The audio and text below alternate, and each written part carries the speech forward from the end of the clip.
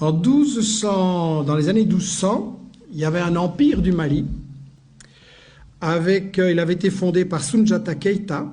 L'empire du Mali avait un État fédéral très organisé avec un parlement. Imaginez, dans les années 1200, un parlement. En Europe, on va juste attendre 6 ou 7 siècles pour arriver à cette chose-là. Et l'État était très organisé, avec une armée, avec un système d'enseignement, avec un trésor public.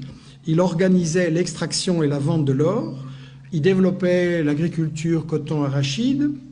Il y avait des centres universitaires extrêmement célèbres à Tombouctou, à Géné ou à Ségou.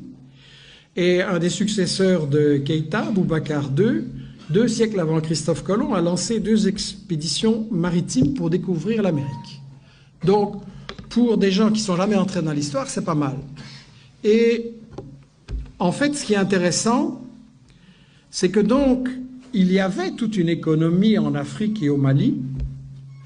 Il y avait une économie avec un commerce, des caravanes qui remontaient de la Gambie, donc de l'ouest de l'Afrique jusqu'à la Méditerranée. C'était effectivement contrôlé, organisé par les Touaregs. C'était un commerce extrêmement prospère. Et quand le colonisateur français est arrivé là, intéressé par les matières premières, qu'est-ce qu'il a fait? Il a totalement disloqué, brisé ce commerce.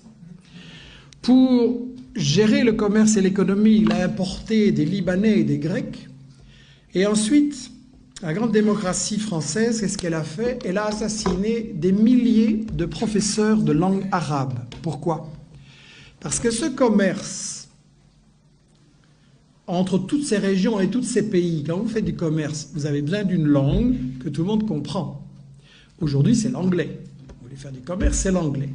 Et à ce moment-là, c'était l'arabe. Et donc, si on voulait détruire ce commerce et que tout soit pour l'exportation vers la France, on a massacré des milliers de professeurs d'arabe à l'époque.